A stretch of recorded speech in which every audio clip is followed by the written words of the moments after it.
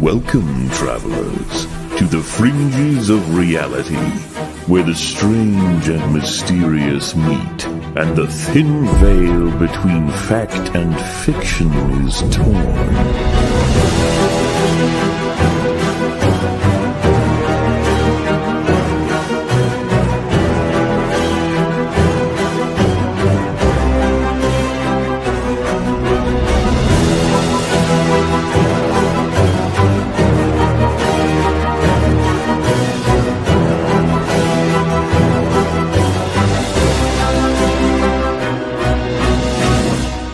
Welcome to the Forbidden Frontier.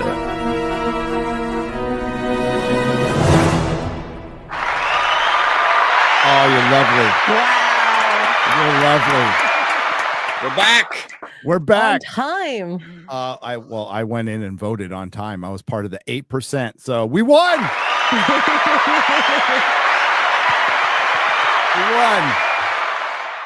Welcome, everybody, to the Forbidden Frontier. We missed last week for a good reason. Good reason, but it's been a couple weeks, and I'm glad to be back. Yeah, R.I.P. Garrett. No, Garrett is on assignment at his child's birthday. At his child's birthday. Now, to be fair, there's a child's birthday in Garrett's house every other day. But, you know, a lot of birthdays. Shit gets expensive for him. But, yeah. Happy birthday to one of Quarter Black Garrett's 1,800 kids. He's like Genghis Khan, except without the rape. Well. It's all consensual. Oh, my God. Oh, my God. I just wanted to carry things over from Friday Night Tights, where we said that word 75 times. Wow. Oh my God. And I was like, I was thinking, I'm like, we really need to tone it down. And we haven't got hit yet, but we will. And what will be hilarious is we're talking about a Star Wars show, and we're going to get hit for that. So right for it to happen. But forget Star Wars for right now. Although we are going to talk about something Star Wars within the show. Kind of, right? Right? No, it is. Kind of. Yeah, no, for sure. Yeah. A little bit in the show. I'm glad everybody's here. We're back, and I have some fun stuff to report. What's up, Adam Crigler? Oh, it's good to have you guys back. I can say 100% I am really sad, and I had so much FOMO over the past couple weeks. Because of Vegas, because of Sedona. I lived in Arizona. Man. Sedona is freaking beautiful. It is gorgeous, dude. It really is. It's a beautiful place. And you guys got to meet some amazing people. I can't wait to hear about it. Yeah, so I'm super stoked. Super stoked. Hello, X-Ray Girl. Hi. You sound a lot better. I am on the mend? Healthier. I'm on the mend. I'm drugged up. Over-the-counter drugs. Well, Tylenol. I always assume that with you, but go ahead. Wow. To be fair, I think everybody's on drugs except for me. In Vegas, I was on drugs. A lot of drugs. Well, one drug. Alcohol. A lot of times. Most of the time. Yeah. Coffee and alcohol. I could not survive without that. And maybe some oxygen treatment to help me keep me awake. It works realistically. Like, the oxygen stuff. Yeah. Have you been to an oxygen bar there? No, but I used to when I go out and party and went to work the next day as an X-ray tech. I would just sniff the oxygen coming from the walls. Like because it had like a little tube, like a connector port, right? You put the connector where you connect. Go up to the wall and you're like sniffing the wall. The same oxygen that you give to patients. Yeah. Oh, you're taking like one for you, two for me. One for you, three for me. Then I just turn it. I need it. 10. It was a rough night. Turn it up to 10. I'm like, oh, I feel so much better. Does it go to 11? No. Yes. Well, no, it does, but you probably don't. No, it's good. It's good. Yeah, that stuff works. I mean, oxygen's free, right? Yes. Sure. Like until they wipe it all out when they cool the earth, but or it'll get heavier or something. Oh, like that whole thing. Yeah. Mm-hmm. But it's insane. Vegas was so fun though. I wish you were there. We got to meet some pretty cool people. I don't know if should I show this? Yes. Gary? Oh yeah. I want to see it. I'm not even looking at it. I don't know, but let's see what it is. Oh, this is so we met a very cool content creator, two cool content creators. Yes, we did.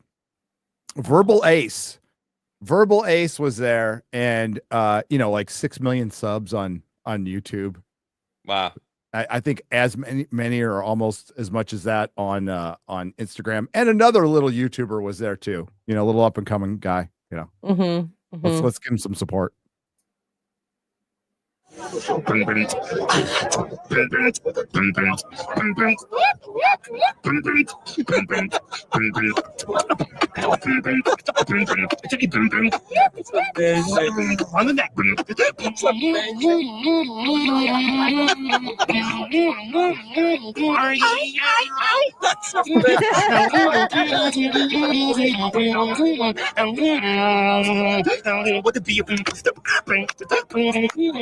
And you know what, X-Ray Girl? I didn't even see him once at the meetup.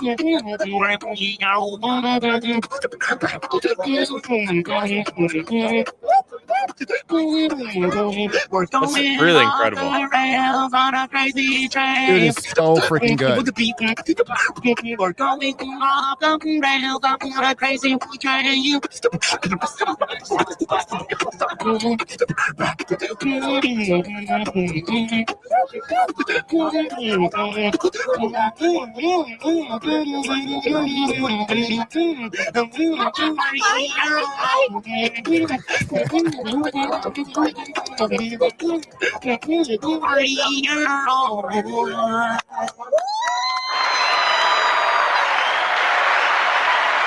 Wow. That dude was rocking. We're gonna bring him to all the meetups, but he was like He's so around. cool. He's from around the Vegas area, and he's talked to Mel a bunch on Instagram. What a great kid! He's a great kid. Cool. Really successful right now. It's kind of like American Dream shit, so it's inspiring to see, and he's super nice. He's just a good dude. Love that. Hope the He's internet so sweet. doesn't get to him. Fuck the internet. It's fucking it can hurt some of the youngsters. But yeah, he's good. He's a good dude. So is AJ. Got to hang out with AJ from the Y-Files, had dinner with them and his lovely wife, and got to meet his crew. They came over to the meetup, and again, at the meetup, I saw him for like 5 minutes. Not even that, maybe 3 minutes. I didn't see Chris at all. Ryan, I think, stumbled back a couple of times. But he kept the stuff behind the table too, so I think that helped.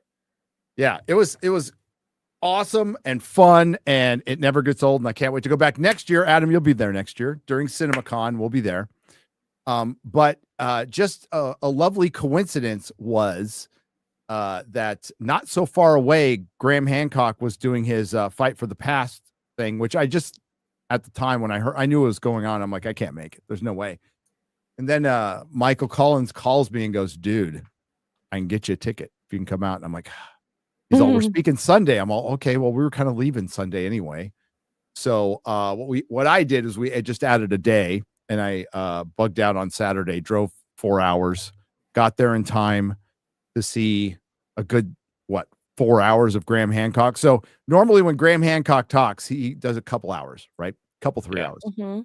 You had like a whole weekend with him. It was him. He'd bring in some guests, but like the dude's a machine. He went all day, and then when it was over, he stayed for another 2 hours at a table and met everybody. Aww. That's awesome. Respect. Yeah. Yep.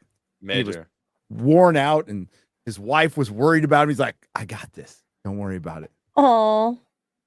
I got to meet Sansa. And I can't say her name with my Invisalign in, sorry. But we talked about Doctor Who. We talked about Doctor Who. Yeah, we did. Nice. It's like, I'll go to your channel. I'm like, you don't have to do that. It's okay. You seem like a really nice lady. please don't go to my channel, actually. Yeah, my channel is called The Y-Files. Go check it out. Yeah. No, did you tell her that you went to Bath? Because they live in Bath, don't they? Or is he just... Yeah, he lives in Bath, doesn't he? I thought he was in does. Bath.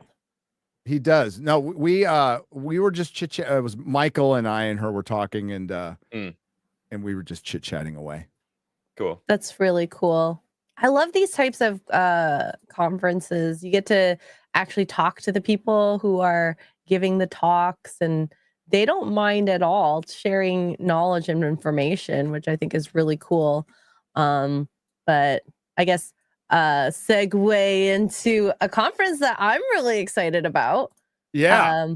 Cosmic Summit. Yeah. Cosmic Summit. We got some giveaway stuff. We don't do. We, girl? We do. So if you are interested in going to Cosmic Summit but aren't able to make it in person, we are giving away 10 live stream passes on Instagram for Swag Sunday. So if you just go over to Instagram at Nerdrotic and subscribe, you could be one of the lucky 10. Yeah.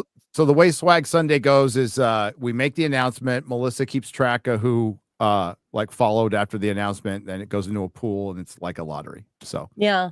And there's lots of people who are going to be there. Friday, Saturday, these are going to be all the panels. I see some names.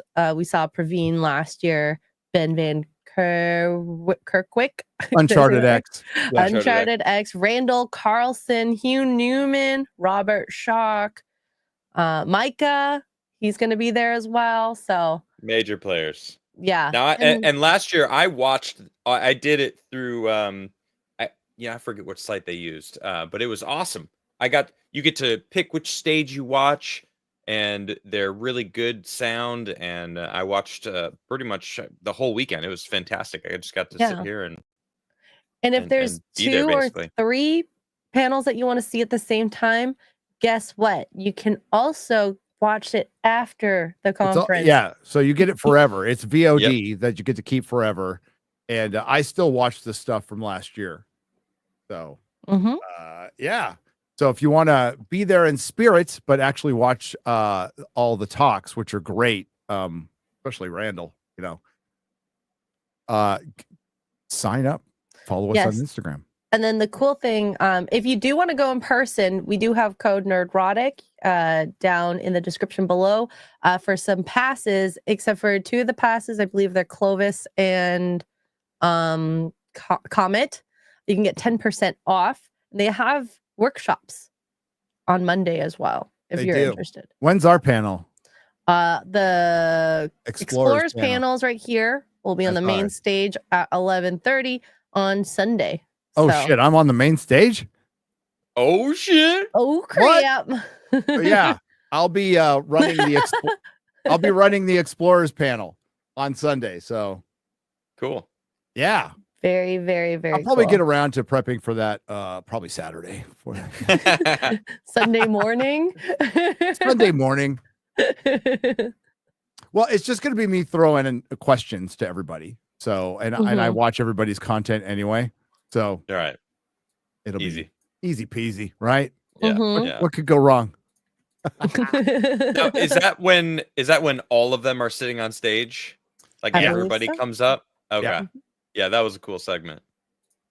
Yeah, it's gonna be fun. It's gonna be fun. So yeah. Looking forward to that. We got a lot going on. I saw somebody mention Mobland in the chat. Well, this is Forbidden Frontier, but after the show, a little later, I'm gonna do a watch party for the members on the main channel. And we're going to watch the 5th episode of Mobland. So just want to mention that there. What do you want to start? Adam, let's start out with that White House, man. Let's start out with the White House story. We got to. It's so cool. Right? There's so many different theories. Yeah, I haven't been able to dive into it as much as you. So, man, go get it. Well, just last week, this director...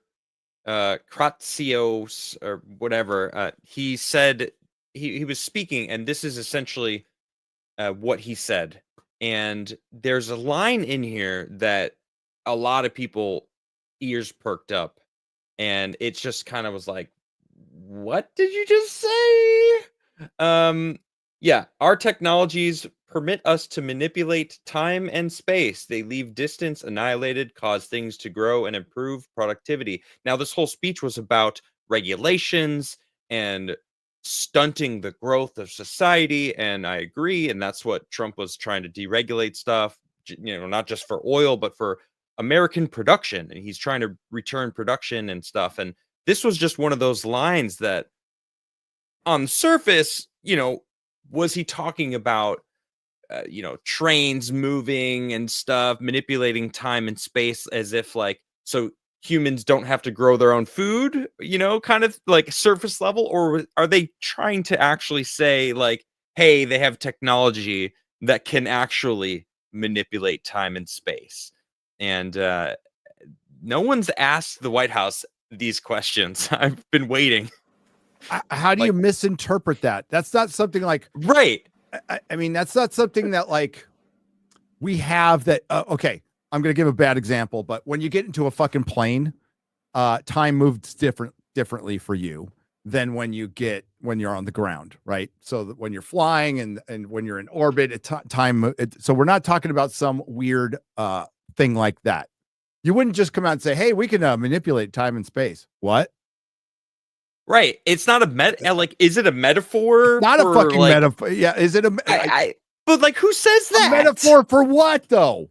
That's what I mean. It doesn't make sense to say to use this terminology if you're trying to talk about how good society has become with the technologies. It's well, why do you say it like that? Right. We've been talking about, the UAP stuff and disclosure coming in, and the technologies that these companies have, because they push it off to companies like Raytheon and whatnot, right? So they don't. The government doesn't have this technology. Well, yeah, because you pitched it off to someone else to use this. But I mean, there's Ashton Forbes. He believes that the government has warp technology. That Malaysian air flight. Is he? Yeah. Well, he's all about the Malaysian flight and how those 3 orbs circled and warped this plane away. And it's he was all over this. He was I think they're finally kind of coming out and admitting that, they're capable of actually manipulating time and space. I mean, and you think about that, that's gravitational manipulation, right? Yes. To manipulate time and space, that's manipulating gravity. It's manipulating something we apparently don't know what it is and what the cause of it is, but somehow we can manipulate it now. So, which means we know a lot more. Now, I fully believe that Raytheon and all the other companies that are used as third party, plausible deniability, are decades ahead of what we have now in practical application and public application. Right. The first thing it's going to go towards is weaponry and technology for the military, and then it'll be farmed 100%. Out and see if it can be commercialized somehow. If it's not considered a danger, the reason a lot of this stuff doesn't come out, obviously, is because we don't want our enemies getting hold of it. Yep. It would make one person so powerful that they couldn't release it to the public. If anyone could open a portal to anywhere, then they cannot allow that, because then all security's gone. There's no such thing as security, no such thing as privacy anywhere, right? We're getting that on the digital side too, with the new chips that are coming out. Microsoft's Majorna 1. Wait, hold on. I think it's Majorna 1. Have you heard of this? No. Have you heard of the? No. Okay, Microsoft they created a new type of state. Okay, so you have solid, liquid, gas, plasma. They created a new state of being, or in these new chips, and they are above and beyond what we are capable of. And what they do is, instead of being zeros and ones, right? Computers are in binary code, zeros and ones. That's what all information's in. This new chip that they've created, I think Google actually also has one called Willow. They exist in both 0 and 1 at the same time. So they are capable of. Was that like the quantum computing? Yes. Now these according to what they're saying, this new chip is more powerful than every single chip of what we use combined on the entire planet. Combined. What? Yes. Yes. So Willow solved this unsolvable problem that they put out there as just as kind of like a thought process, and it solved it in 5 minutes. It was supposed to take like 700 quadrillion years or some insane amount, and Willow was like, oh yeah, because it used superposition and was able to figure it out immediately because it tests every single thing at once. That's the way it works because they exist in both 0 and 1. And so okay, so that's the digital side of it. So now we're seeing the physical side of it with I guess what the White House is admitting. So we're making leaps and bounds into the future. I feel it feels like right now. I don't know. This feels like hold on, and chat. I'm not saying that I believe the Malaysian flight with Ashton Forbes. I just know that he's that's what he's talking about. I'd say that's what he's known for. Mm-hmm. I've seen the debunk videos. I know that they've been debunked in multiple different ways. The worst is probably the exact copy of the stock like explosion that a lot of graphic artists use or visual effects artists use. They overlaid it and it's like exactly the same. Anyway, I'm getting sidetracked here. No. Yeah, we're going to talk about a lot of stuff that is still very open to interpretation that people are going to spend time debunking because that's the point of the show is we just talk about it. So yeah, exactly. Yeah, that's crazy that guy like. I'm struggling to think what metaphor he would be talking about in that. Right. There's no other thing except that of what he said. Considering that's a document that was poured over, and it's just like, oh, just keep that line in there. It doesn't mean anything. No, it's there. It's put there specifically. Yeah. Your guess is good as mine as to why. Yep.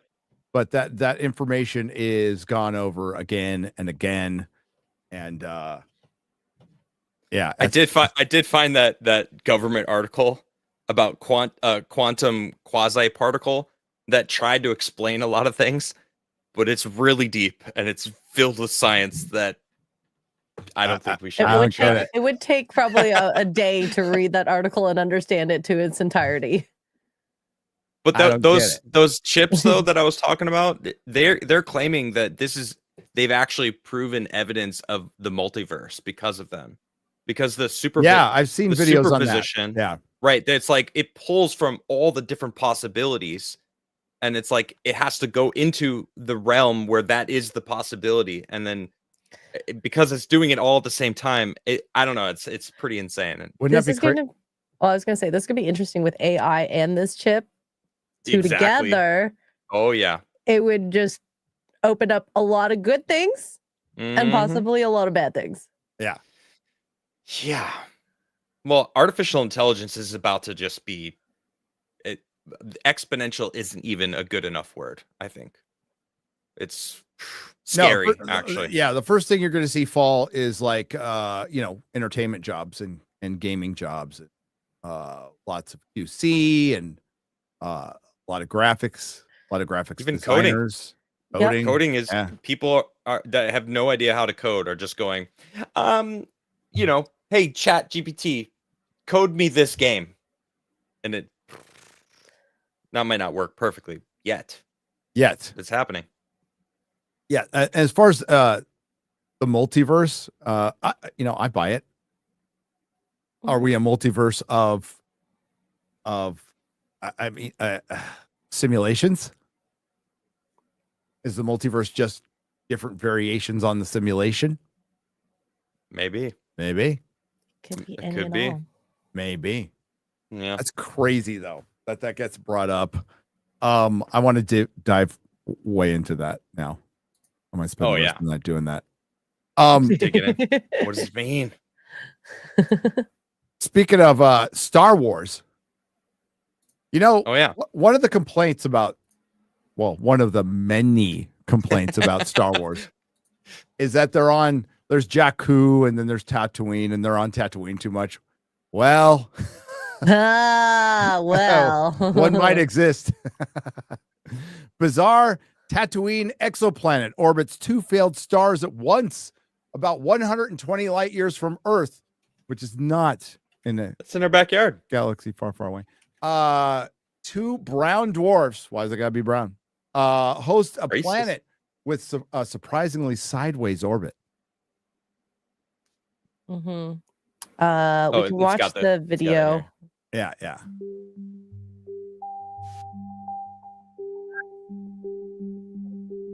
It's Tatooine. There it is. Which is so cool because then it's not our typical elliptical orbit. Yeah, and look at how those 2 brown dwarfs orbit. It's not totally consistent. They swing each other out, so it's a little faster. That's crazy. Yeah. So, but is it a desert planet? And does it have banthas and Jawas? I need to know. I want to know.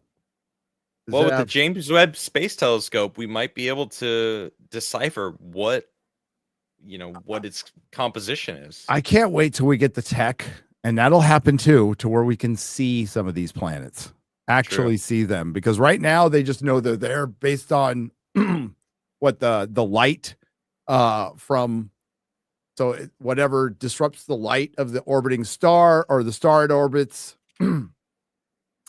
I don't know how they extrapolate all that, but that's some crazy shit. Mm-hmm. Does it have sand people? You're right, chat. Are there sand people? We're asking the right questions, I think. Yeah. Is there a slave Leia down there?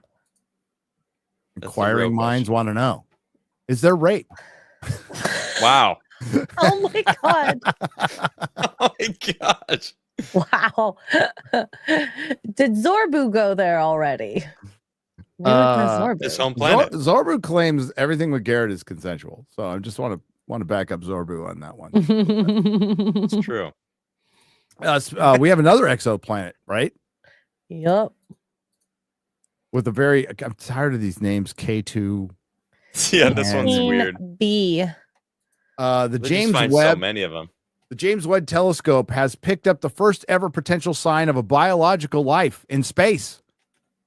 Biological life. This is like a bigger version of Earth, right? So the exoplanet K2-18b, which is 124 light years away, dude, just around the corner, is believed to be fully covered by water and have a large amounts of dimethyl sulfide, a gas only made by farts. No, only made by living organisms. Farts. So I did go to the NASA website, and it says the mass of that planet is 9 times Earth. Planet radius is 2.37 times of Earth, and has an orbital period of almost 33 Earth days. So it's not like Earth, but it's much, much bigger. Well, if it's water with we're just about to get to, I mean, like I am pretty convinced at this point Europa has life, right? And what's that? Or Enceladus. Or Enceladus, yeah. Enceladus even more than Europa because it's got the geysers, right? Yeah, that come out into space, and they can actually fly shit through and test that. And they're going to do that. They're going to do that, by the way. So they found this thing at the bottom of the Pacific, right? Okay, so they're at the bottom of the Pacific. Yeah, let's bring it up. So they were going to do some mining down there because apparently there's a lot of stuff we need down there.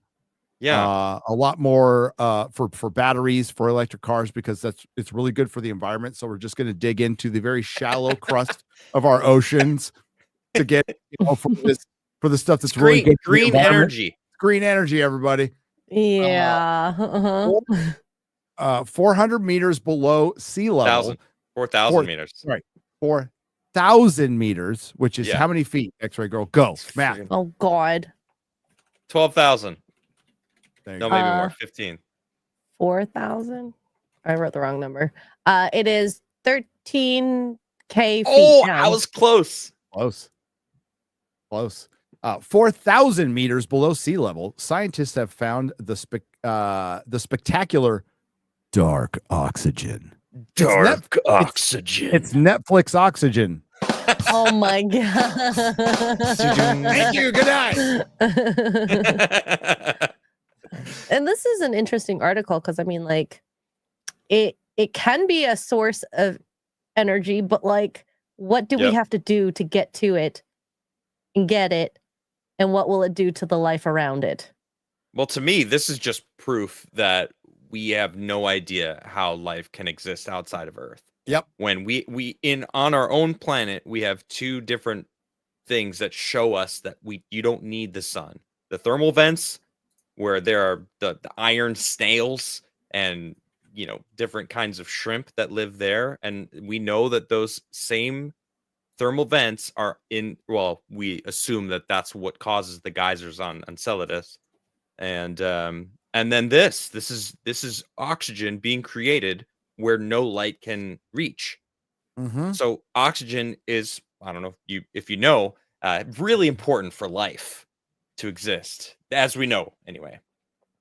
So it's interesting. On the way out to LA, I was listening to the book Project Hail Mary.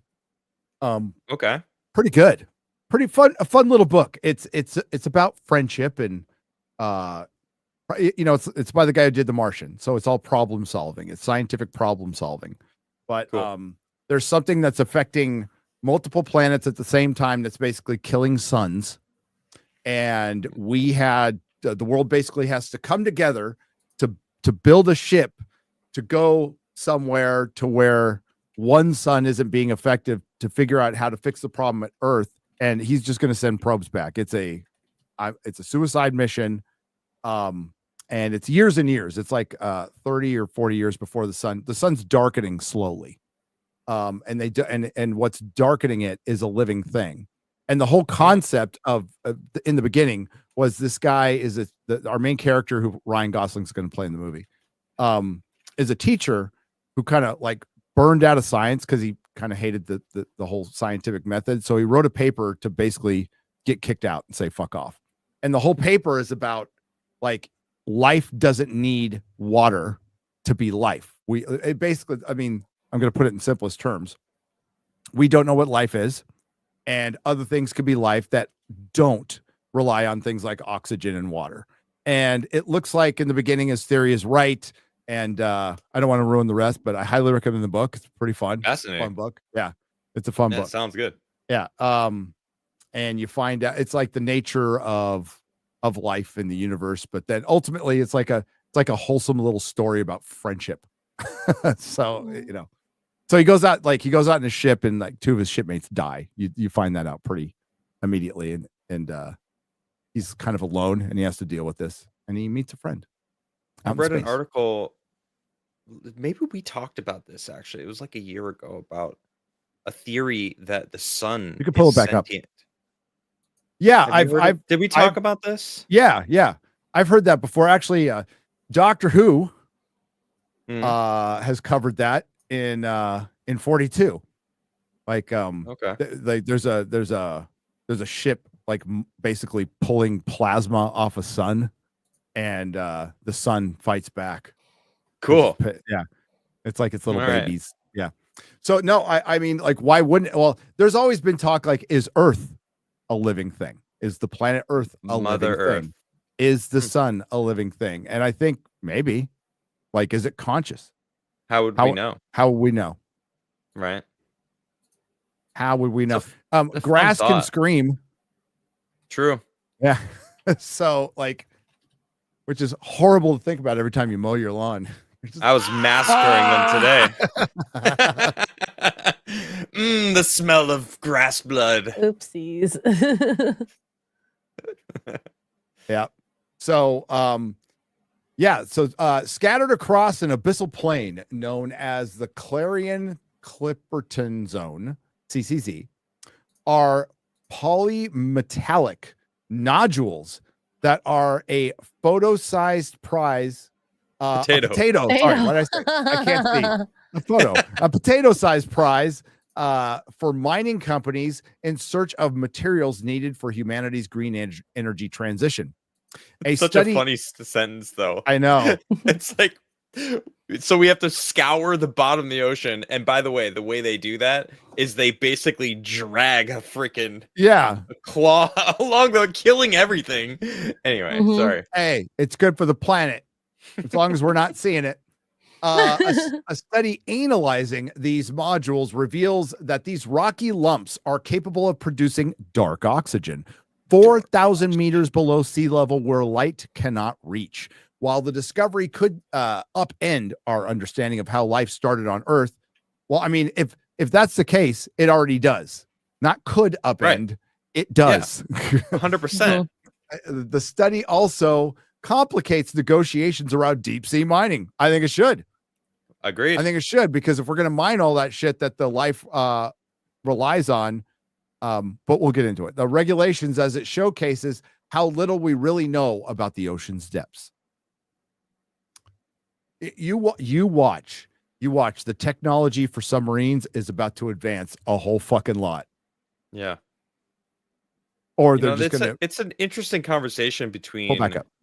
Giving the government too much power and also stopping, letting the government add regulations to stop people from doing this kind of shit, like what's going on in the UK with dimming the sun. Like they're literally gonna try to do it, and like, well, what, only over the UK? Right? Yeah, bullshit. Just live in the fucking UK. How? The sun's already dim there. Oh no. Jesus Christ. You ever been there? Fuck. Yeah, it's like the CERN, like they want to build the bigger, like 3 times larger, but it's like, well, I think you're crazy and you could probably kill the planet. No, it's insane. Yeah. Randall has gone over multiple times. This is what he gets in the most trouble for. And by the way, when we get to the we'll get to some reasons why people are fighting the narrative on this, because our question is why. So that's a little tease. But okay. So remind me to bring that back up again as far as the environment is concerned. Randall and why. Okay. And why.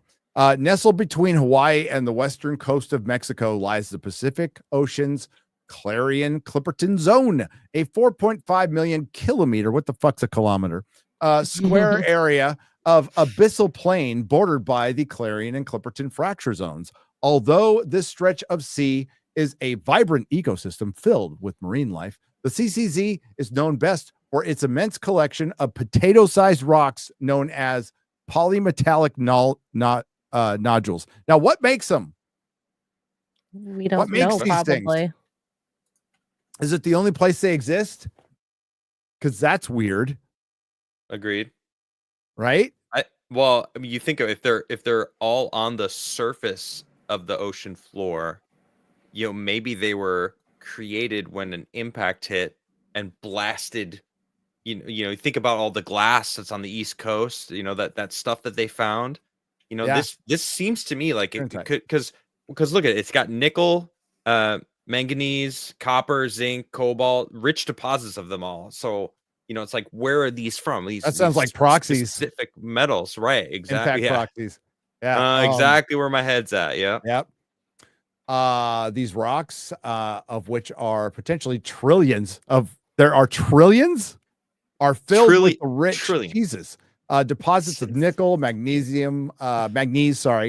copper, zinc, cobalt, like you just said.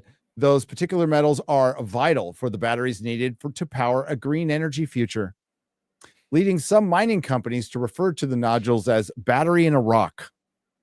However, a study reports that these nodules might be much more than simply a collection of valuable materials for electric cars. They also produce oxygen 4,000 meters below the surface where sunlight can't reach.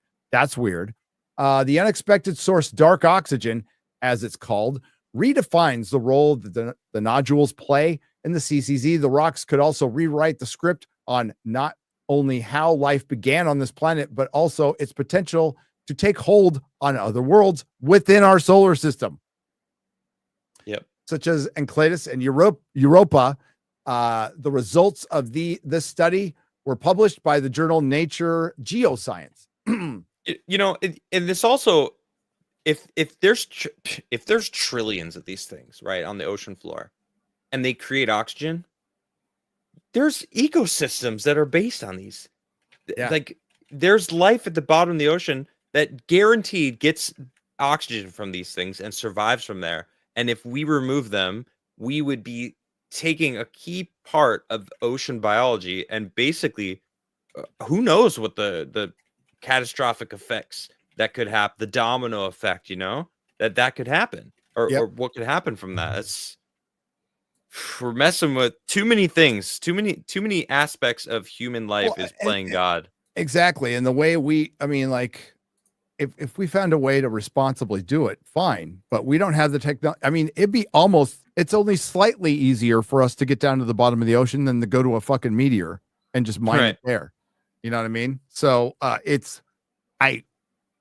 don't really like the fact that it's just going to be dropping a big fucking scraper trawl thing at the bottom of the ocean and just pulling it up with everything else. I mean, imagine what they're going to fucking pull up.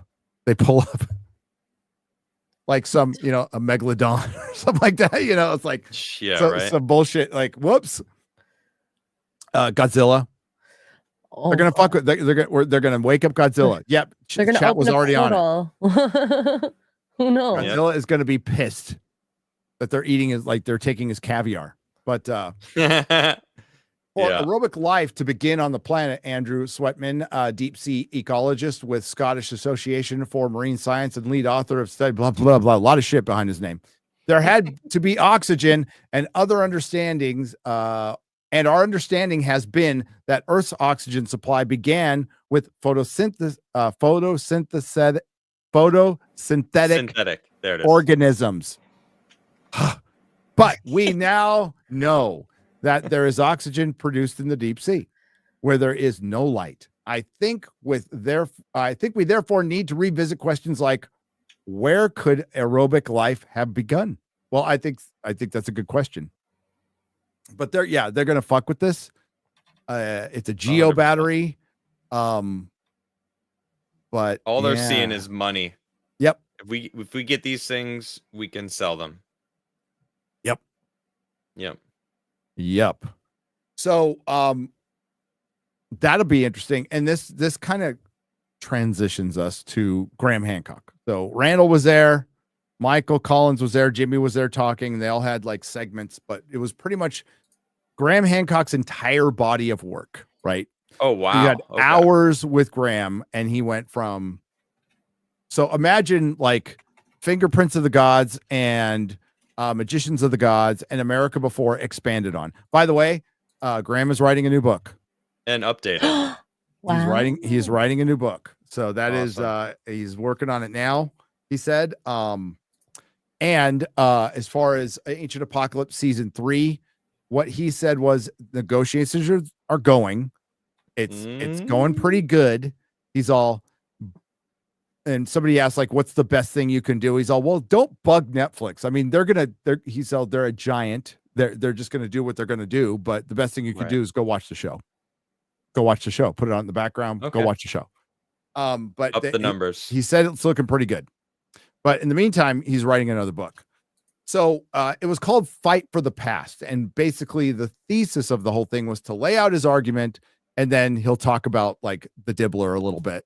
And like how much people have attacked him since Ancient Apocalypse and why, and what is he threatening with this? Well, he's threatening the official version of events. What he's doing is he's being a heretic. He is threatening an institution because these, not all, there's a lot of archaeologists out there who work with them and who are fine and aren't like fucking Flint Dibble, who just wants to be talked about, by the way. You got to kind of drown that dude out. But so true. Yeah, he's a dipshit. He's a complete dipshit for a guy who's supposedly like complete dipshit, and he fucking has a job at Oxford. By the way, he's going after other people's work. He's going after other people's money. So he's acting like a fucking troll on the internet, right? And you know, he works for Cardiff University. I wonder if they know that. I wonder if they know that he's like ruining tours and yeah, and ratting people out to governments and stuff. He's just a little bitch. But Graham basically was talking about like why we're fighting for the past and why it's a fight at all. And they always, I think academia really wants to fall back on the Atlantis theory being this white supremacist fucking Nazi ideal, which is So just weird. utter bullshit, right? Yeah. And they attach it to him because he passed on what he was told by local natives in Mexico and in Peru. Were like, oh no, Quetzalcoatl was like a white dude with a beard because none of us have beards. Like we can't grow beards, but they have all these stone effigies of dudes with beards. And it doesn't necessarily have to be white, right? It's just could be a dude with a beard. Could be a brown dude with a beard. We don't know, but they try to affix it with that. So there's that. They don't like anything that will even slightly prove something from the Bible, which he brings up. And it's not like Graham's like out there and he's this big Christian, right? But he does admit like, hey, there's stuff that verifies things in the Bible. They talked about Sodom and Gomorrah, right? So they think they found it and they think it was an airburst that wiped it out. And they had it's his last name is West, but I'm going to mix it up with the other West that's passed away that was in the Pyramid Code. But he's part of the Comet Research Group. So he came out and he pretty much ripped Flint Dibble. He's like, no, all the stuff we've done is like peer reviewed. And what Flint and others, Flint has been going in and having their papers removed. So he's basically been starting a whisper network. Does this sound familiar? Starting a whisper network and then going to these journals and having papers that were published pulled. Damn. And it's all because of their association with Graham Hancock, and it's all because of this show. If that show doesn't come out, none of this happens. So West goes, fuck it. We just started our own paper. We just started our own journal. And these are still peer-reviewed papers. So we just started our own fucking journal. Hell yeah. So that's a ballsy move. What's the name? Can we give them like a do you remember what the journal I don't is? remember the name of the journal. Okay. It's from That's the Comet Research Group. I'm sure somebody could find it. So they're having to make their own journals because Flint Dibble and others, some guy from an American university, are conspiring. By the way, these are guys who don't leave their classroom. These are guys who have never written any notable papers on their own, have never really gone out and done anything on their own, who are taking down like West, who was with the Comic Research Group, who was a renowned scientist, right? So there's that going, and the question is why? The question is why? Well, it greatly threatens the whole institution of archaeology because it's based on gatekeeping and checks and balances, which maybe were good ideas at the time, but now they've turned into something to make it insular. It's an echo chamber. They're not practicing science when they're not open to new ideas.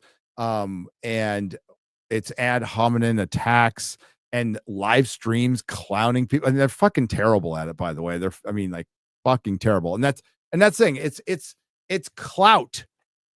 So with Flint Dibble and all this, it's about being popular and clout. It's fucking ego. That's all it is.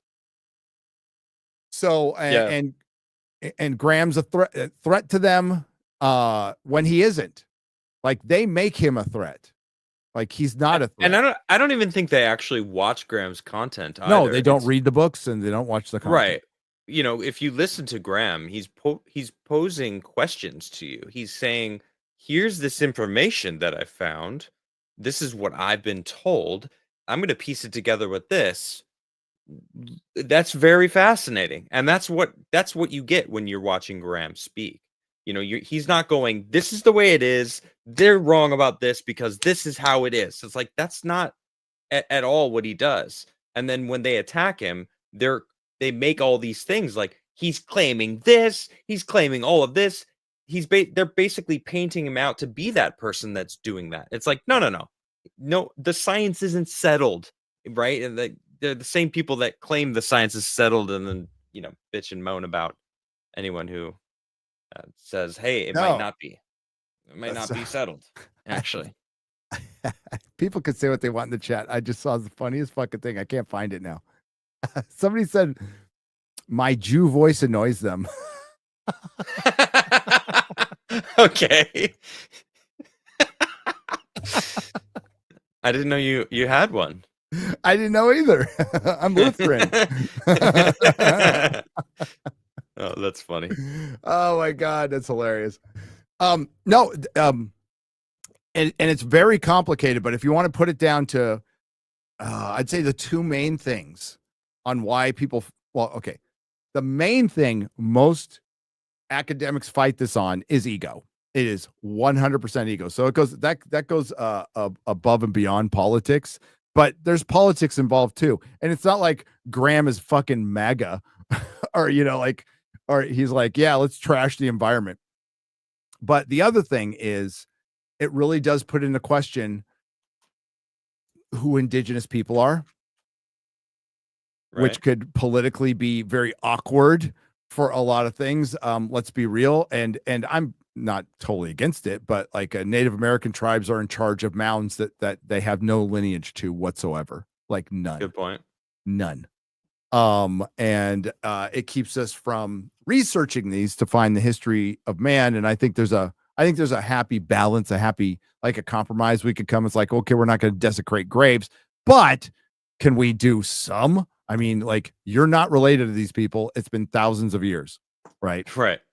So, and we do need to get to the bottom of something that happened. And I think it's imperative to get to the bottom of the Younger Dryas. I think it's absolutely imperative to figure out what happened, because that happened a minute ago, geologically speaking, and that could happen again. And maybe it could help us prepare. So there's that. 100%.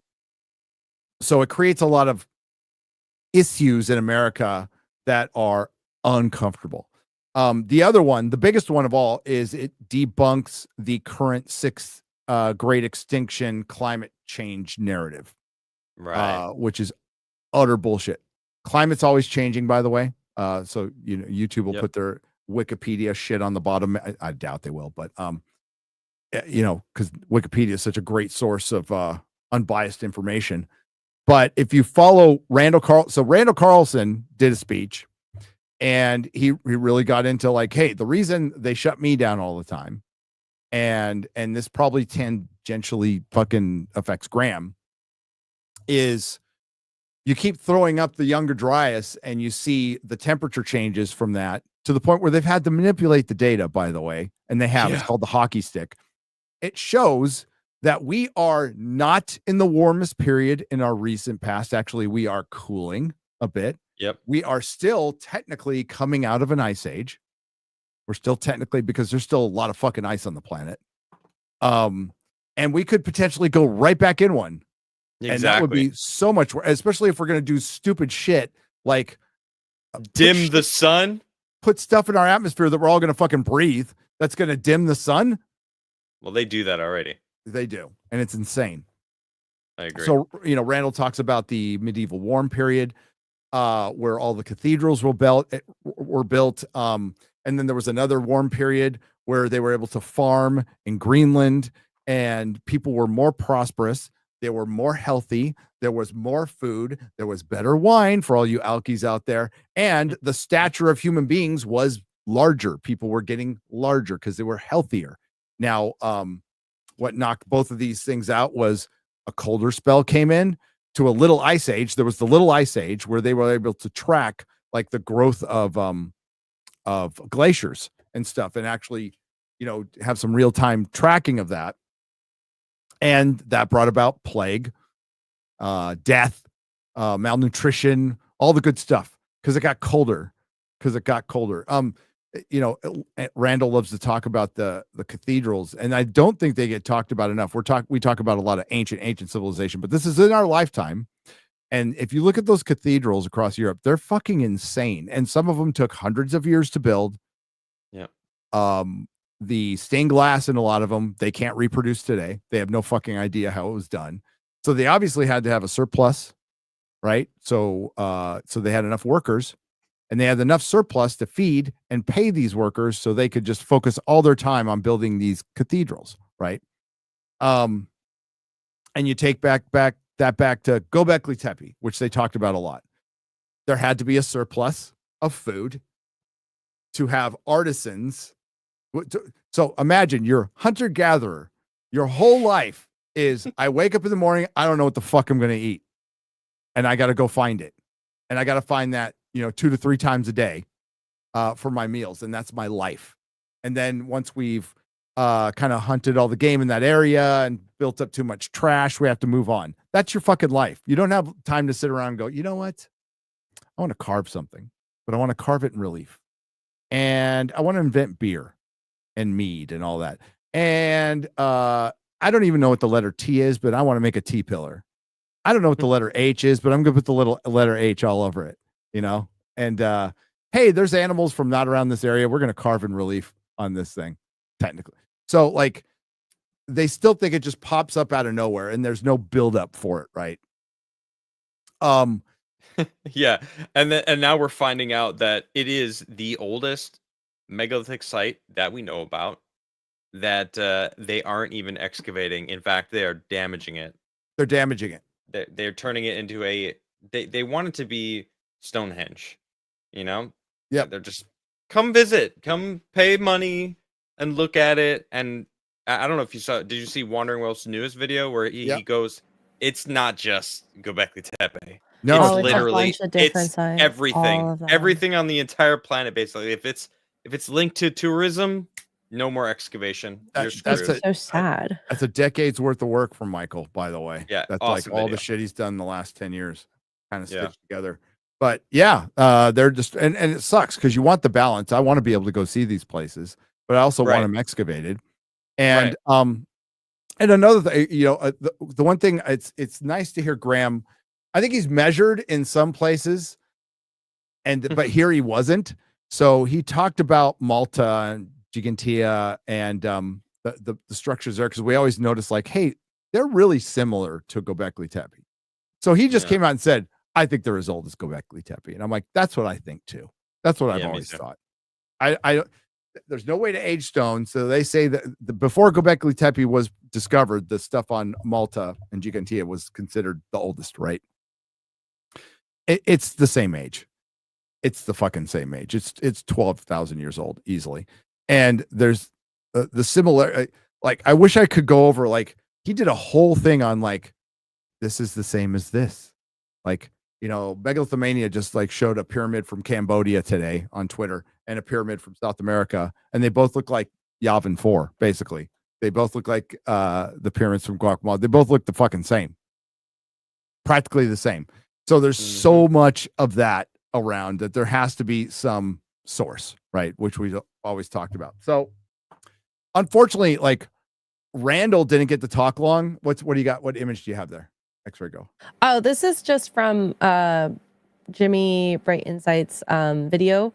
And this is these posts that are around Göbekli Tepe that they were excavating that were, like, very deep. This here isn't actually Göbekli Tepe. This is a different site that they're setting up, and they're currently Karahan Tepe. I think this is Karahan Tepe. Yeah. Oh, it's Karahan. Sorry, my bad. What these are, they're digging holes probably to put concrete bases in, and they're just pulling these rocks out and putting them into piles. Now that looks like a piece of a T-pillar, actually, the very closest to the camera.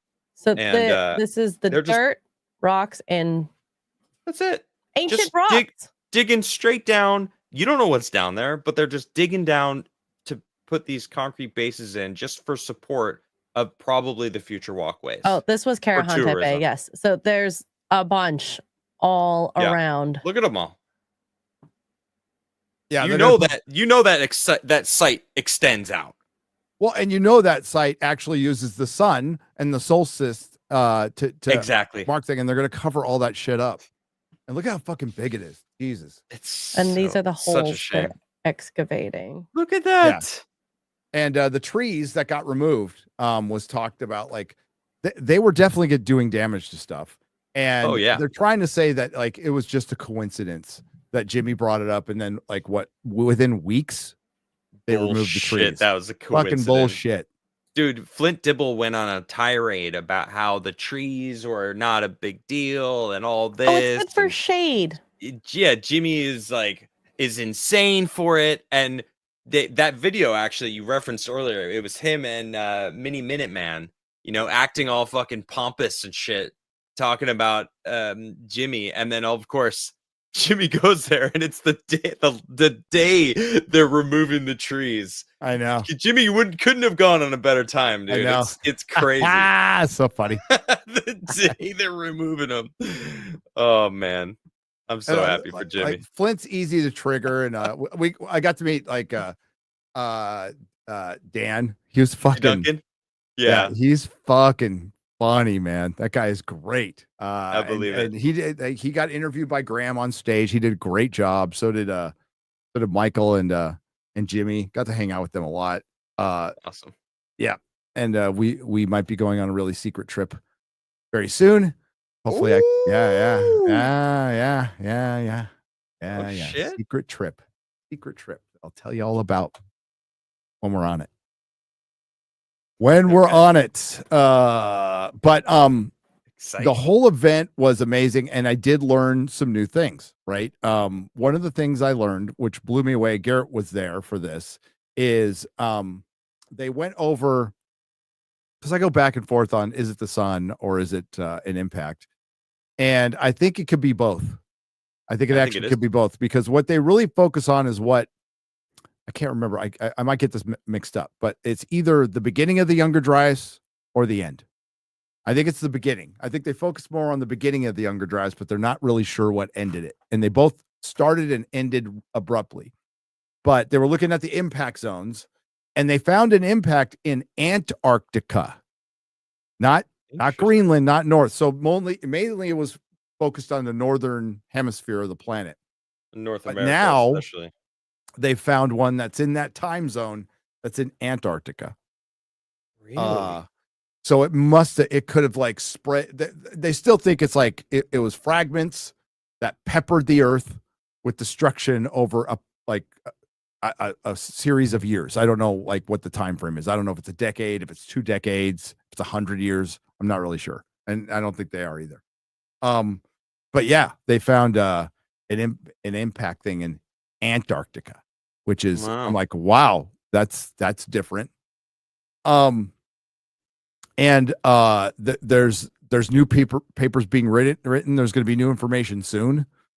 Why does nobody talk about polar shifts? Asked the chat. Well, I mean, they happened. Oh, yeah. Well, that's what I was thinking. So going back to what Ben Davidson, Suspicious Observers, claims with the micronova event, that it would actually sever the mantle from the crust, and that the crust can spin freely.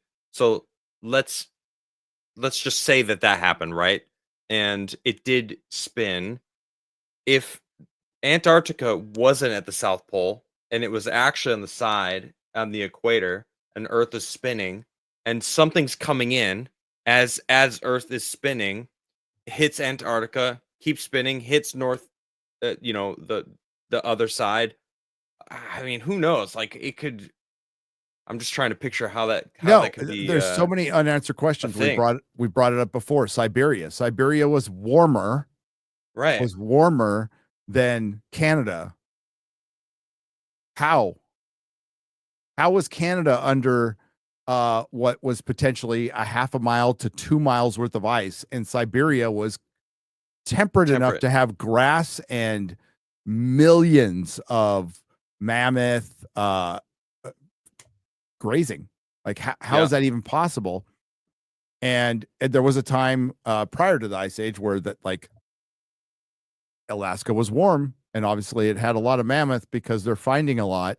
Fucking the boneyard. Did you see, dude? He tweeted today. Yeah, they found a tusk so fucking big they needed a crane. They needed a fucking not a crane, but an earth mover.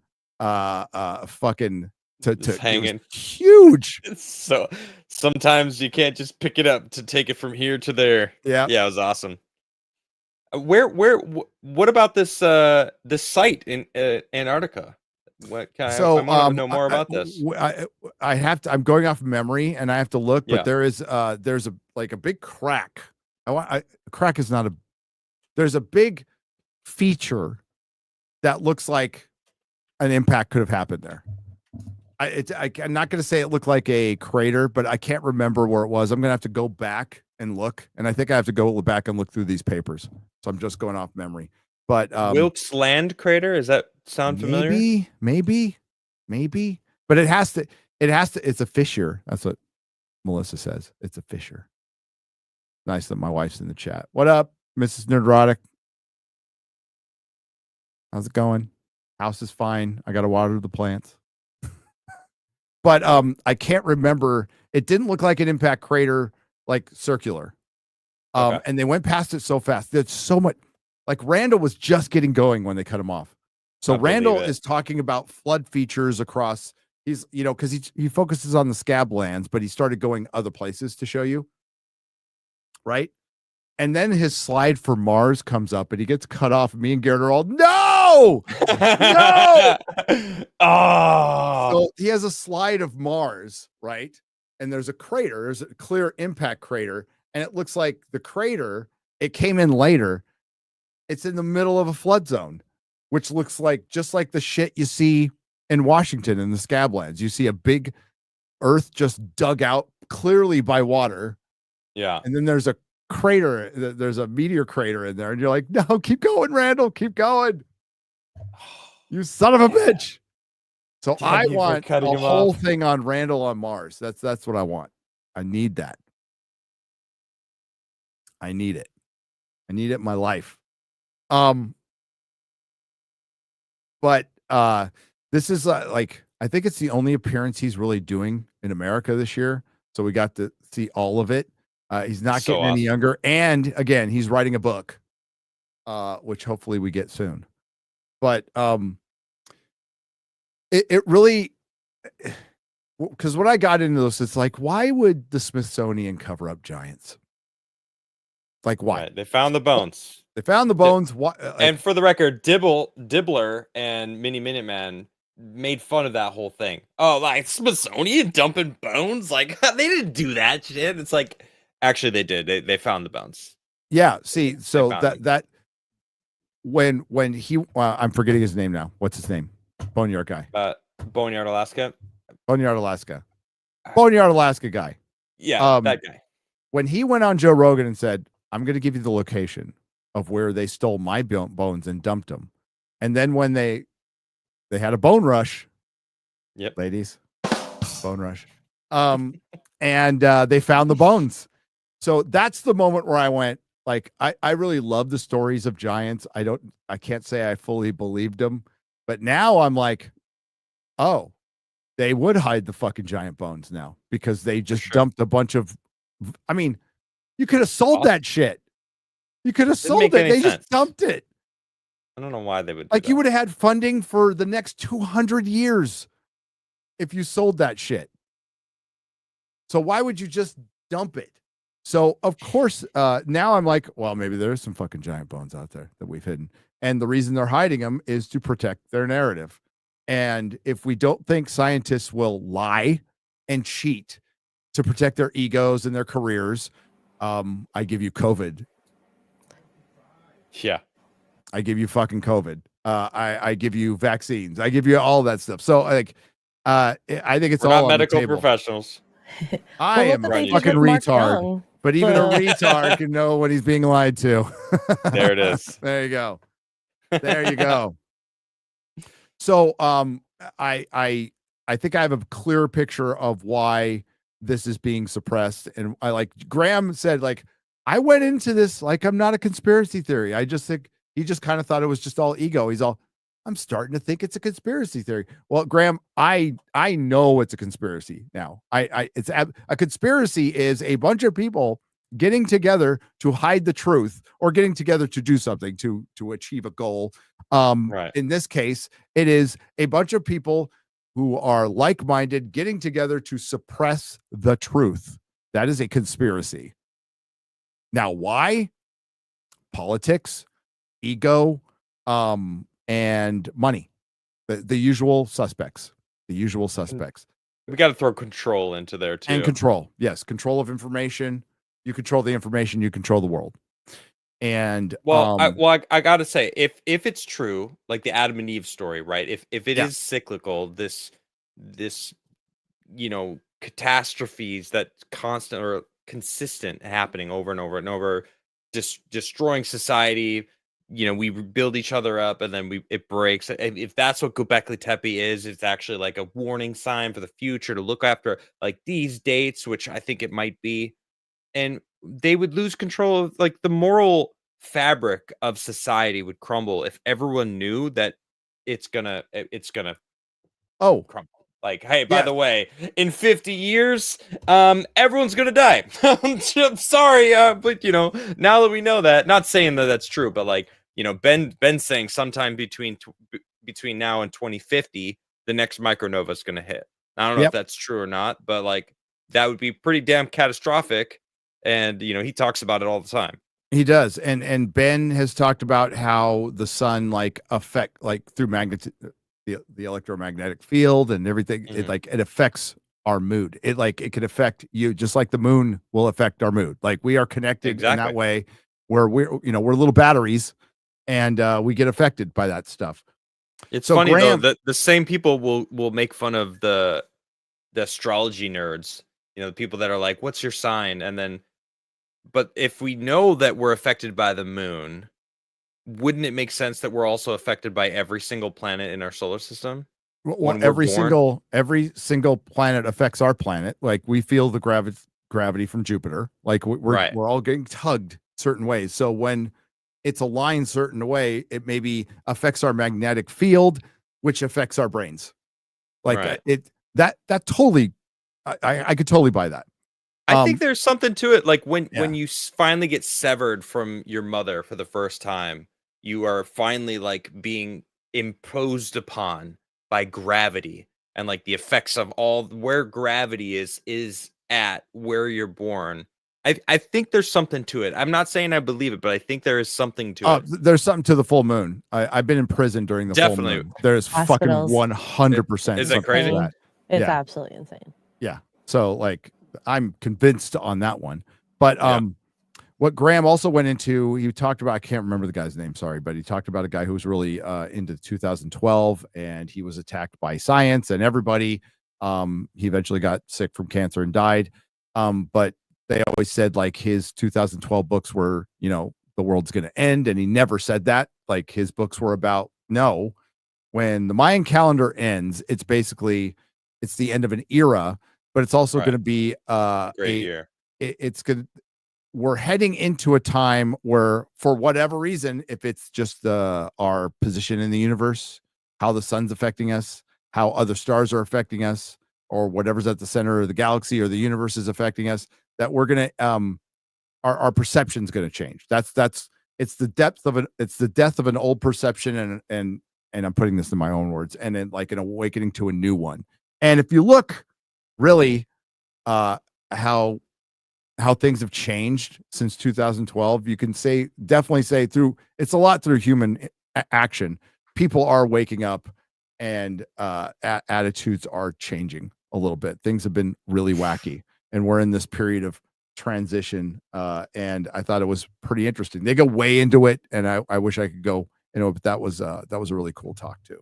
Well, you know what that makes me think of, right? The chip that I just brought up earlier, Majora 1 and Willow. I mean, I did a segment on my show last week where they were able to map the brain in a digital framework, and this was of a mouse, but the ability for AI controlling the brain had all the correct triggers on stimuli. So like they had the mouse watch something, and they recorded the way the brain was reacting to things, and then they had the AI version of it reacting to the same things. It was like a 99% accurate. So, and that was a mouse. So that's step one.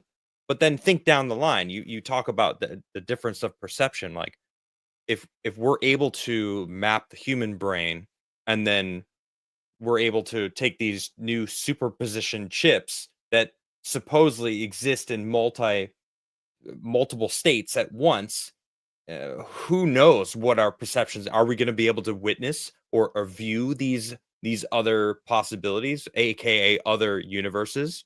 Like, I mean, I don't know. I mean, even Neuralink, they're claiming that you're going to be able to see in infrared, change your own vision just because of the way the chip can manipulate your brain, which is I think our first contact with an alien race, aside from the one that's already here, will come through like a nanoprobe that will be able to somehow broadcast in some really advanced way. And that'll broadcast to images, and I don't think we're that far from that. So like everyone at once, everyone on the planet will just like see it. Yep. And then they'll turn us all into we'll all have earpieces, and they'll turn us all into Cybermen eventually. That's what's going to happen. Or the Borg. Or the Borg. I hope not either. Yeah. Good. I'm glad we're on the same page. I like my autonomy. Yeah, me too.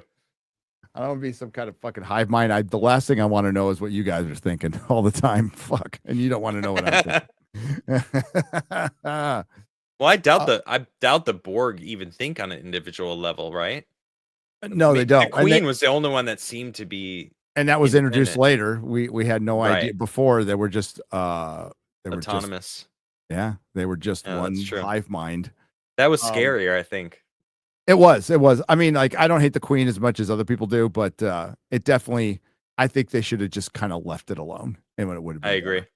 Yeah, I agree. mean, because the early Borg are fucking scary. That's like. When they introduced them in Star Trek, I'm like, that's what I knew.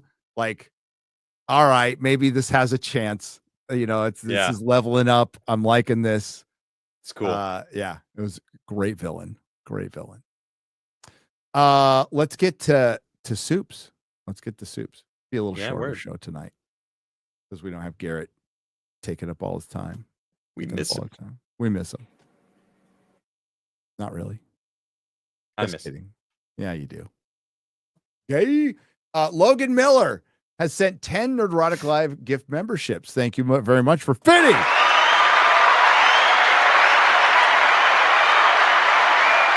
I'm still not like completely like unpacked for my trip. I'm missing a light.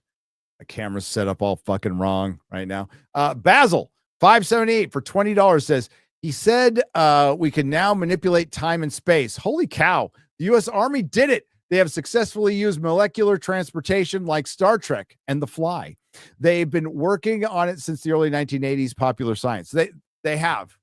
Well, I mean, have you seen the cloaking suits? The fucking, basically the Predator suits? Like, those things exist. No. Yeah. Cool. Yeah, pretty soon our soldiers, if they're probably it's probably already happening now. Let's be real. Yeah. Who could just cloak. It's fucking insane. It is insane. Jeff up north. What's up, brother? Is gifted 10 Nerdrotic Live memberships for Fitty. What up, Jeff? What the fuck up? Got a channel going now, right? Yes, he does. Yeah. Go check out Jeff up north. Zorbu has sent 5 Nerdrotic gift memberships for $25. He's got nobody to probe. He's sad. Bubba Doom 1 for 20 says, I had a conversation with Grok about the trucker movie Duel, about Skynet and the Bible. It shocked me. It was smart and to the point. It appreciates why I consider Duel to be a tragic comedy. But it does not like Skynet.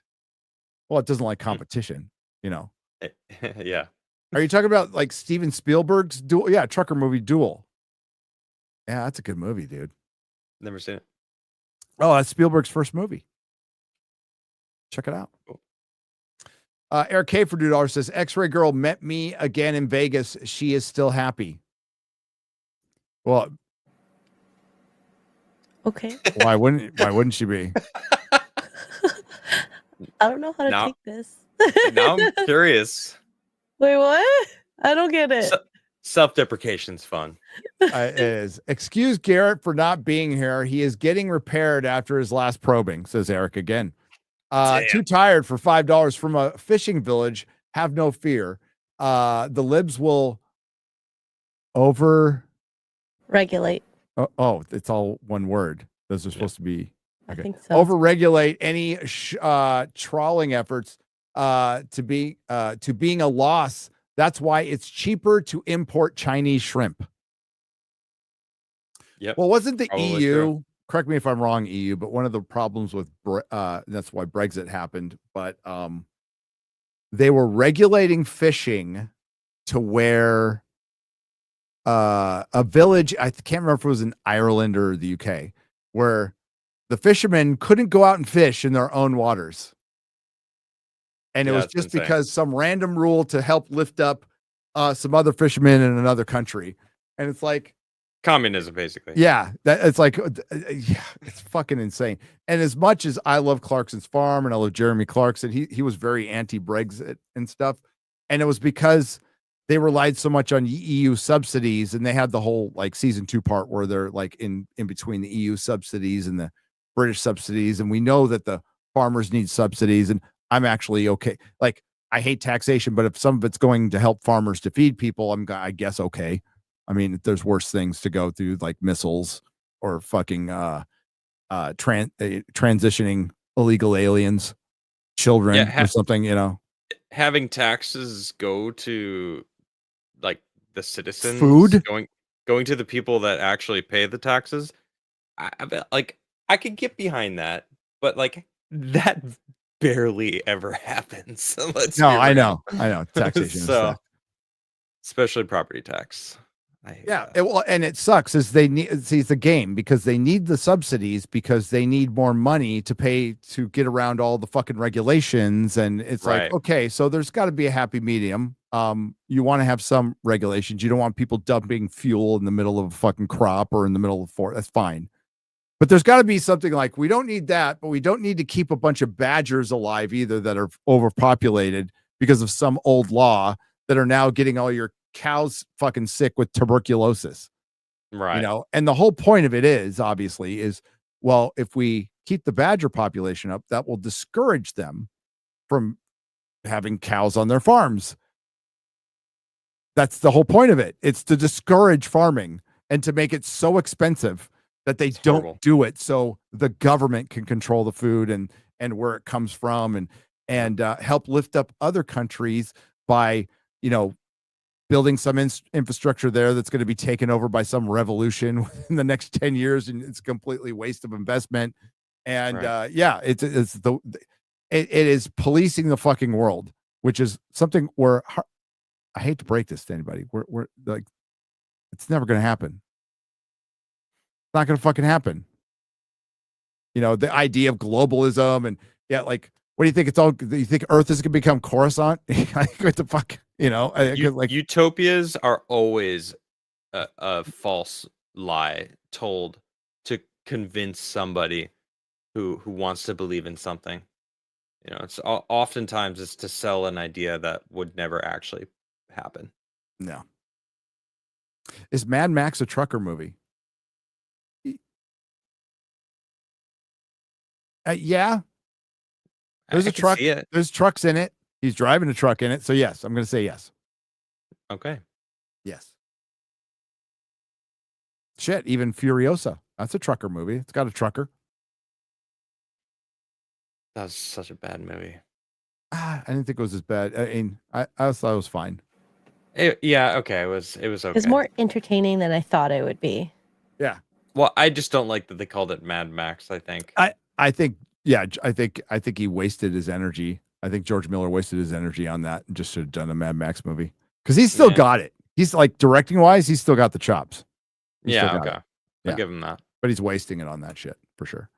The Dead Man for $5. Adam, I went down Ashton Forbes rabbit hole, which led me to you interviewing him. The stuff he describes lines up with what Bob Lazar talked about. That's true. Yeah. Vincent Wood for 14 Zardozes says, have you looked into the World's Fair buildings in Chicago or I haven't. One in New I York know also? about them. There was one in New York, and I know there was a like Balboa Park in San Diego was pretty much, it wasn't the World's Fair, but it was like a World's Fair. Or even God, Melissa, you're in there. What the Palace of what the fuck is that place in San Francisco? Not the Palace of Fine Arts, but where they did the World's Fair in San Francisco, and all the stuff is still there. And it was all built to be temporary, and they just kept it up. Is this a Tartaria thing? Maybe. Is it all from Tartaria? Well, the star forts and a lot of these ancient sites, because like there's this library in or not no congressional building in like Washington State, and it's just like it's freaking epic. And they're claiming that it's always been. There's people that say, "Oh, it's been there a lot longer than America. It's been around." And it's like I believe in a lot of shit. I don't. You know what I'm talking? Yeah, I don't believe that either. No, I think the pyramids are older. I think the Sphinx is older. I think the ruins on Malta are older. I think maybe the people who constructed the cathedrals, maybe they had some blueprints from an older civilization. I'm open to that. Okay. There's a lot of hints of prior technology that was just still barely known or barely running. Even to Roman times, they supposedly in a couple tombs had just perpetual light, so an electric light of some kind. Like Barbara caves, how did they do that without torches? Well, they found the Baghdad battery, so I think they had some form, like somebody knew some form of light. Yeah, true. And I mean, just look at the Antikythera mechanism, right? That was an intricate gear system, basically a computer that was from 2,200 years ago, when the modern gears weren't supposedly invented 1,000 years before 1,500 years later. Yeah. You know what I mean? Like, well, just that alone just kind of blows the water out of the freaking, I don't know, the whole computers thing being modern. It's like, what else? So, and they think they found one mention of it prior, but the thing is, you had to build up to that. So, was it older technology? And I think yes. I think there's a lot of stuff that's older technology, like the meter being rediscovered, not discovered, rediscovered. Yep. A lot of stuff like that. Trish Page, welcome, traveler. Hi, Trish. How you doing? Welcome. Rook takes Rook. Says, hey guys, what do you think of the spontaneous combustion? Is it a fact or is it fiction? Not sure I buy it, but curious as to your thoughts. There are pictures of people who just kind of burned up in their chair. Now, maybe they just a cigarette went out on them, they caught on fire, and they didn't move, and they burned. That's kind of weird. So there are pictures out there. Who knows? I don't know. Maybe it's space lasers. Were they wearing blue? Probably not.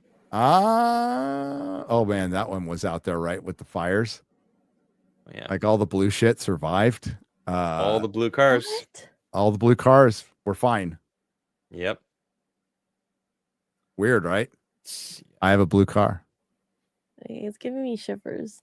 Like Real Genius. Yes. Big Jiffy Pop. Yeah. Great movie. Eric K for $2. Damn, we are all going to die. Damn, Adam. I mean, 100% of all people die, Eric. I will die one day. Yep. I'm okay with it, though. Ian Carlos for $5 says, did they find a Stargate while they were looking down there? You'll get it when you finally watch the shows. Shows. Not just shows. And one of those shows has how many seasons? Oh, man. I don't know. What, SG-1, I think, went for a long time. Yep.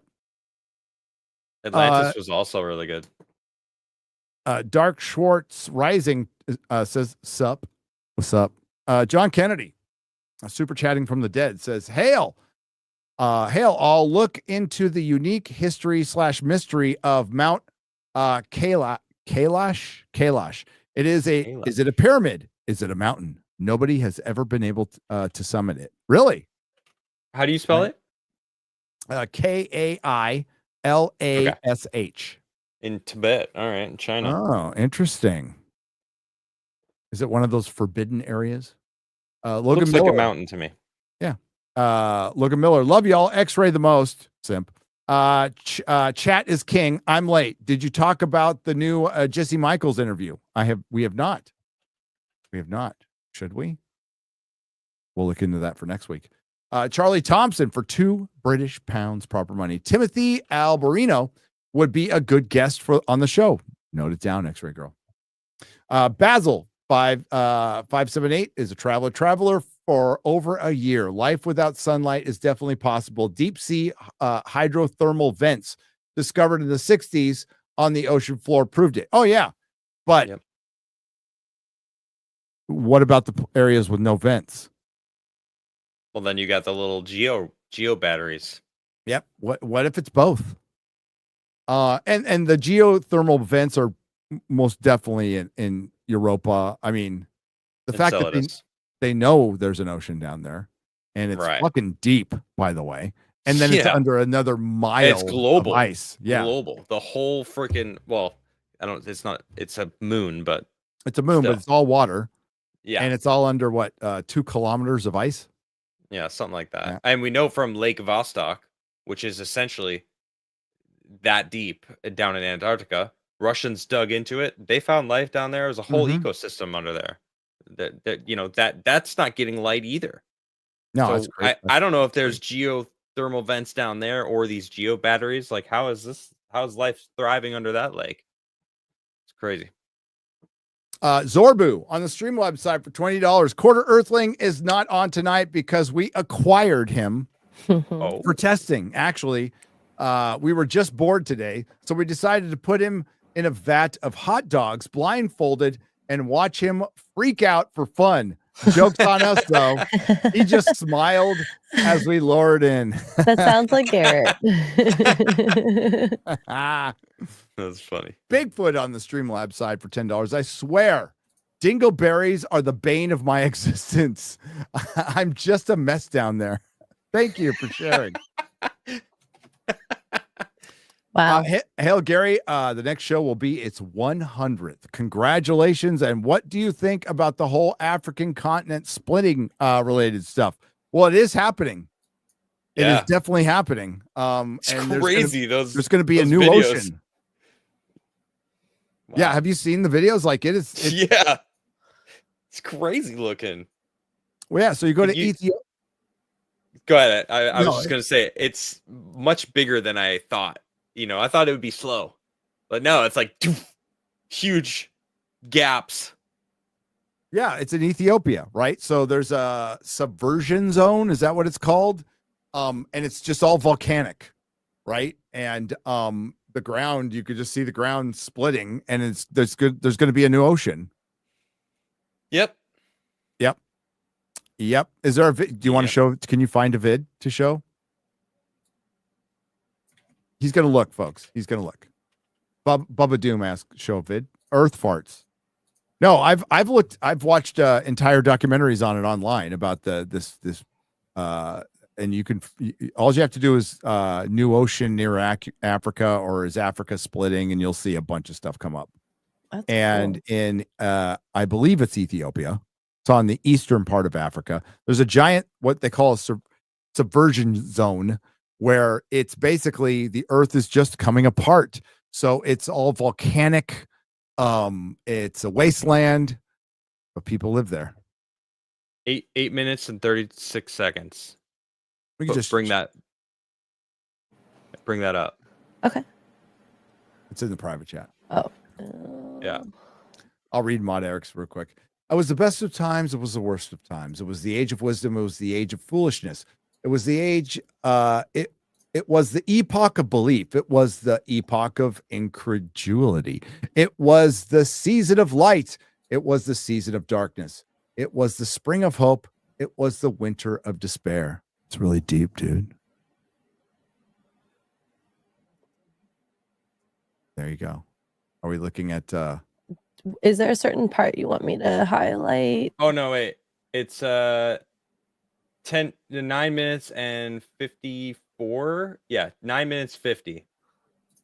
It's just showing like where it's happening. Yeah, here we go. So you can see it. It's Somalia. Sorry. Away from each other, where the tectonic plates move apart, rift valleys form. From the Red Sea, the rifting extends southward. Here, the East African rift system splits into 2 branches, an eastern and a western branch. There's the eastern rift that runs more or less through central Kenya, and then the western rift is sort of running more or less on the border of several countries like Rwanda. And it's happening Uganda, right now. And then so where the red lines are up on top where you can see there's multiple red lines. That's where all the volcanic stuff is. And if you go to Google Earth, you can see it all. Like That's cool. Yeah. Crazy. But it is definitely happening. Now just jump forward to 1719. There's one of the the pits that have opened up. Or so. Valley is standing at the birthplace of a new ocean. Whoa. In 5 to 10 million years, a new sea will form here. The water will rush through the region and make its way. It should more or less go right through where the vent is, because that is on the back. Yep. That's it. But it's happening. Andrew Matthews for £5 Why do people look for life to begin on some other planet? Even if true, life had to start from nothing at some point. Why not here? Maybe. Why not here? Maybe that's why they're trying to keep us down, because we eventually are destined to just take over the galaxy.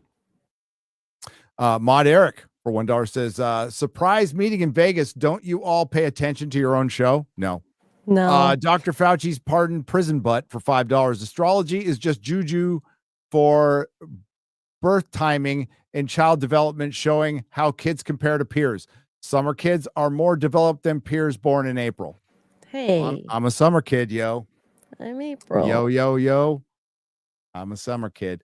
Also, children born in summer are usually planned, while winter kids are more likely conceived by irresponsibly drinking one night stands in the summer. What's funny, because my son was born in the summer. Ain't wrong. Yeah. And we were trying. That's funny. Simon Ho for £2 Spontaneous human combustion is clothes wicking fat. Eric K for $2. Lizzo stands on one side and split the continent. Hey, she's losing weight, Eric. That was last year. Yeah. That was last year's Lizzo. Well, this did start, a couple years ago. No? All right. Yeah. She was like, all right, you know what? I think I need to start losing weight. You think? I split a continent. Yeah. It was a sign. Well, she was doing that Euro tour. She was. With the bananas and never mind. Good God. Don't bring up the banana. I'm a banana. Sorry. Okay. What do you got coming up, Adam? Oh, I've been doing an Oblivion remastered playthrough on my channel. It's awesome. Yeah. I have a lot of hours in the first one. I played Morrowind first, then I played Oblivion. Loved both of those games. It's really awesome to venture back into the world. I wrote a couple new songs I'm really excited about. I debuted one of them last Friday on my channel, and I kind of actually finished it completely as of today. So then, of course, I'll be rocking that this Friday on my channel. And then Base Staff Monday, it returns tomorrow. Very excited about it. It's my 850th episode on my channel. Yeah, so can't believe I have that many episodes. 100 next week, which is awesome. 100 episodes. That's crazy. It's gone by so fast. It is. And wow, fucking Skinwalker is late this year. When? Oh yeah, I was June. gonna say June premieres in a month. Damn. Wow. All right. I guess a lot of stuff was going on. What should we do for our 100th episode? We're gonna have Uncharted X on, so I think we should party. Yeah. Got awesome. Ben will be coming on.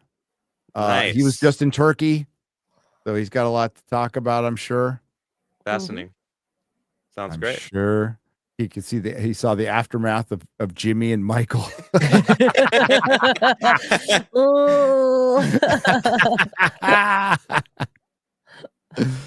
Oh man.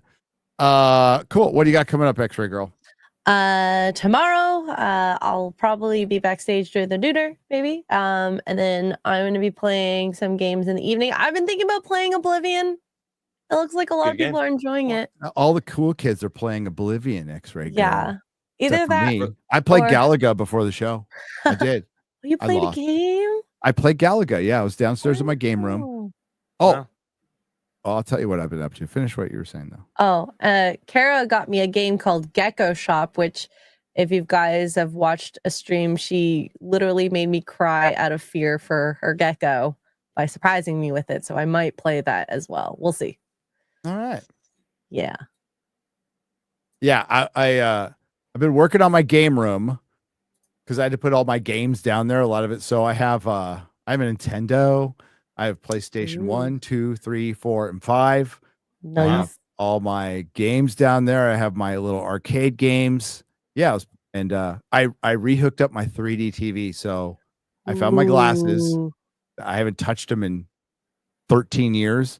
Replaced the battery, and I watched the Doctor Who 50th anniversary special in 3D on my 3D cool. TV. Yeah, That's still cool. work. That's Everything's cool. still. It's funny. It was a smart TV from 2011, Adam. So none of the apps work. Like nothing.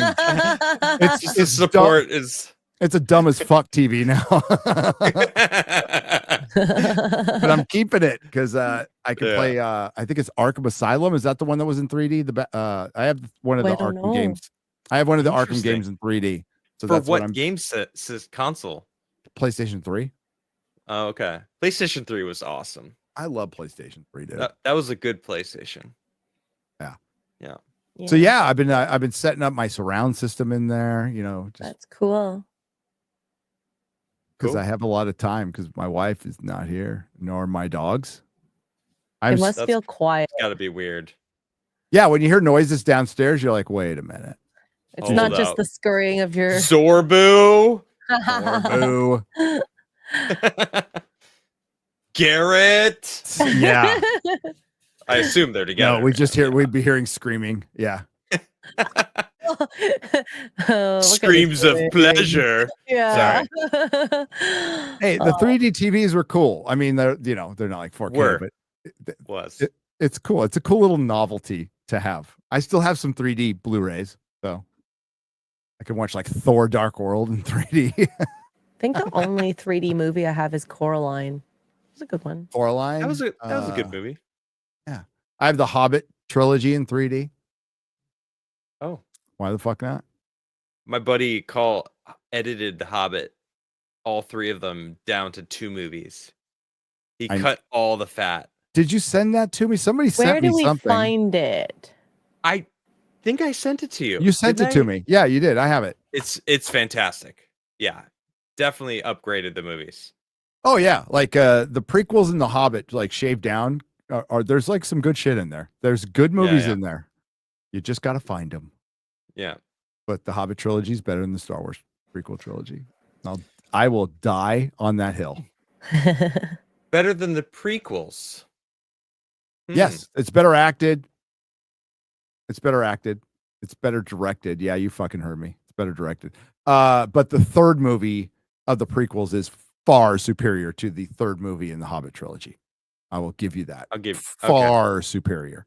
It's where George kind of rediscovers that he likes directing, because if you go back and watch, Revenge of the Sith is like a real directed movie. Like that feels like a George Lucas movie. The first two feel like George kind of half-assing it and maybe finding his legs. I'm trying to be nice, okay? But no, opening shot of Revenge of the Sith is fucking great.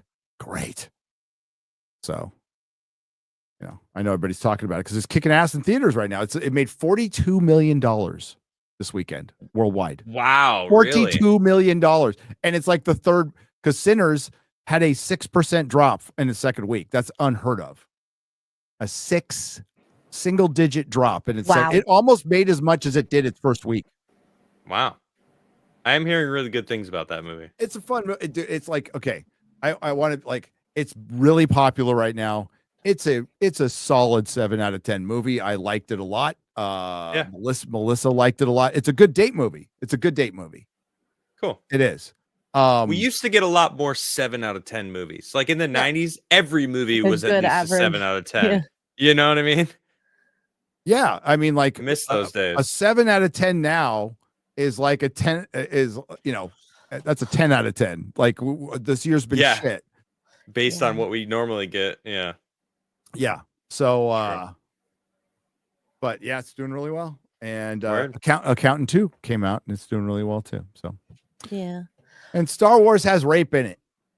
Wow. Although Okay. it's had rape in it before, but Disney Star Wars now has rape in it. Not verbalized. Not verbalized. Well, no, they said the word rape. Ryan showed it. So I got a video coming out. The scene did not bother me. The scene did not bother me. Just watch your video. It's everything around the scene, the conversation about what happened. And it's more of and it's not like directed at fans at all. It's directed at the people making Star Wars. So, because they're going to make this about the fans, and it's like you can't get mad at fans for one. Not everybody's going to know what's in every fucking comic and book, right? And it does help to kind of watch the stuff you comment on. If you're a content creator, if you're you react however the hell you want in the chat. I don't care. If you're a content creator and you're going to make an opinion on this, I would say try to go for having an informed opinion, which means watching the scene, watching it play out. And I think a better argument would be Tony Gilroy coming out and saying we're all products of rape. I think that's and I know that my co-hosts on Friday Night Tights were like, well, look at the context. And I was like, I read the context like 4 times and I got the same out of it. He thinks that we're all the products of rape. It's a wild statement. It's a wild statement. Which, I mean, to be fair, is it 0.05 or 0.5 of the male population on planet Earth is related to Genghis Khan. So they share a chromosome that's similar to his. 16 million men on the planet. That's crazy. All right. On that note, there's just a few more soups here. Do you want me to read it? Okay. Yeah. Logan Miller for $10 says Harold Malmgren interview. Watch it. Okay. And Bubba Dooms for $2 says, is Ishtar a good movie now? No. Okay. I completely get your point, Bubba Doom. And I don't think the prequels are good. Except I'd say the Revenge of the Sith is the best of the prequels. Melodic Method for 20 says, Gary, do not leave that old TV hooked up to the internet. It should run fine without the connection. The security in early Internet of Things was non-existent. Oh, that's true. Yeah, don't connect that thing to the internet. It's not anymore. It is just it is there to play my video games. Okay. Panikin Skyfaller for $9.99. We now know both the tower and the co-pilot / superior of the lady who crashed the helicopter into the passenger plane were yelling at her to move. Why didn't the co-pilot grab the wheel? Was it a hit job? Oh, I don't think there's anything conspiratorial about that. I think it was just incompetence. I think the pilot made a huge mistake, probably because she shouldn't have been flying. I agree with that. That's a horrific mistake that she made, and she was flying dignitary. She was doing an important job, and I think she got the job because she's a woman. And I totally believe women can fly helicopters and even planes just fucking fine, but they should be held to the exact same standards as men. Period. End of story. Lives are on the line, and I think Chet's right. She froze. I think that it was men can handle these kind of things. Like that's why men go to war and women don't, or that's how it should be anyway. But men can handle that quickly. He was saying turn, and she either froze or she was like, "I'm fine. Stop mansplaining, flying to me." You know what I mean? One of the two. And I could either way, 70 people either died. one. Yeah. And she killed a bunch of people. Yeah. Yeah. That's it. Cool. So don't forget to subscribe to Instagram Nerdrotic for possibly 10 Cosmic Summit live stream passes. Yeah. 10 people are going to win. Tomorrow they'll be picked. They will be picked tomorrow by Mr. Eric says, my ex would drive the wrong way down a one-way street just to prove a point. I do not need directions, lady driver / flyer. That's so scary. Wow. Yeah, that's insane. Yeah, that's insane. That's why she's your ex, right? I mean, you're lucky you survived that one, pal. You're lucky. All right, so we got a video. We got a supercut that came out today. We got a video coming out tomorrow. Yeah, a big supercut came out today. It was supposed to be one video, but I'm not Mahler, so I wasn't going to drop a 6-hour fucking video on y'all. So we broke it into 2 parts, and that was basically the second part. And video tomorrow, and then Thunderbolts later in the week. Nooner tomorrow, right here and on Rumble for the Square Up. But that's it. Everybody. Oh, and in a little bit, we're going to do in about an hour on the main channel. We're going to do Mobland, if you're a member. So member stream, we're going to do a Mobland watch party, episode 5. Can't wait. Until next time with Ben from Uncharted X in episode 100. See y'all later. Thank you. Thank you, everybody.